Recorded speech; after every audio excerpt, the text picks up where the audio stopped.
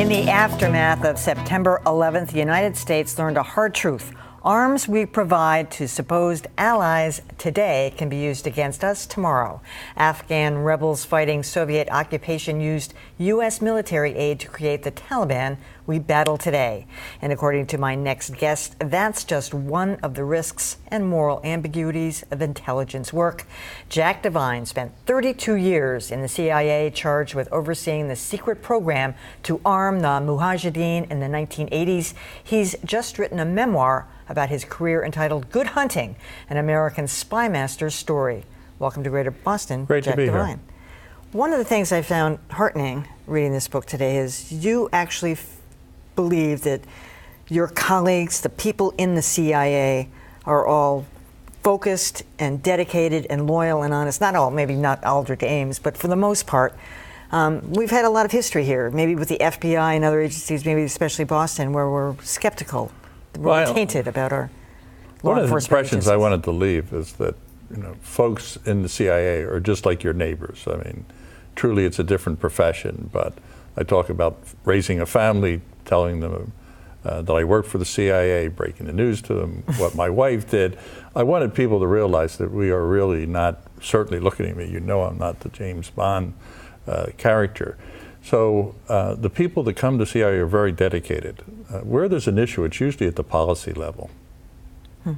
So tell me a little bit about what that's like when you realize that you're arming one side and then years later it turns around on you and they're using those same arms to fight against us. Well, it's a great question. I used to travel with Charlie Wilson, the famous congressman who was involved in it. And the mission was to get the Russians out. And it was a Cold War out of Afghanistan. It was a Cold War exercise.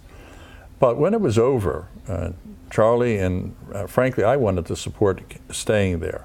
However, I would tell you, with the advantage of over 25 years looking back, I think I was wrong. I think if we had stayed, if we had put more materials into to trying to make that country a democratic place, it would not have worked. And that's why I'm pessimistic, frankly, why I've been pessimistic about Iraq for a long time, and why I'm pessimistic today even about Afghanistan. It's very hard to build a stable democratic society and force feed it. Mm-hmm. It has to come from the indigenous forces. It wasn't there, and that's why I really don't feel any responsibility for the Taliban. That's one of the things you say in the book. You say, we wasted a lot of time. The mission should have been go after Osama bin Laden, get him, get his guys, kill these people, get rid of them, forget this nation building, because they're going to have to do it themselves. We've wasted, maybe 14 years doing that. Well, let's hope we get it, because right now, the world that we're looking at is going to confront us. I can't think of a period where it's been more unstable, where there's been more challenges. We are going to bring our troops back. America wants it back. It's our troops back. We have the finest troops. They are coming back, but there's a void that's going to be left behind, and that's the theme of the book. What do you do in those places where we're not going to have troops? Ukraine, Syria. And this is where CIA will continue to play a large role. I'd buy stock if it were a corporation in the future. So, for instance, ISIS in Iraq. This is a group that most people were unaware of, hadn't heard of, and not them, just whatever that name of that group was, although it all kind of blends in together at some point. What would the CIA, not that you're not in there, now what would they be doing? How would they be infiltrating that group? Well, I think there's 2 points. One is you work so it doesn't get to this point. So you don't start putting in the plumbing today. The plumbing to resist this had to go in when we were putting Plan A to stabilize the government there. We should have Plan B for contingency purposes. In Syria, frankly, I think we should have jumped in with both feet with CIA, because many people were wringing their hands saying, well, we don't know who they are. Well, the only way you find out is by rolling up your sleeve and trying to get in that game. Today, it's very, very late in the game. I have a lot of empathy for the president in that the options are not good.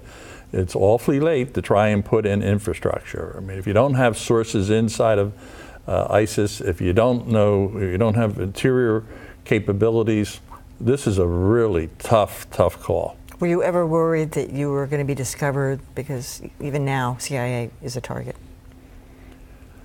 Me personally? Yeah, personally. Yeah. Well, one thing, I'm a big target for sure. Yes, I'd say. But you worry about one of the things that happens, you have to be very careful, is when you're abroad, you develop an immunity to fear. In other words, you're living in a crisis, you become more and more used to it. And that's why externally, you sometimes have to be told to come home because you think you can survive. So, frankly, I don't lose sleep on that issue. But I also stay out of harm's way where I can. I'm not going, at this point in my life, I'm not going into Mosul. Okay. All right. Jack Devine, book is Good Hunting. Enjoyed it very much. Thanks for joining us tonight.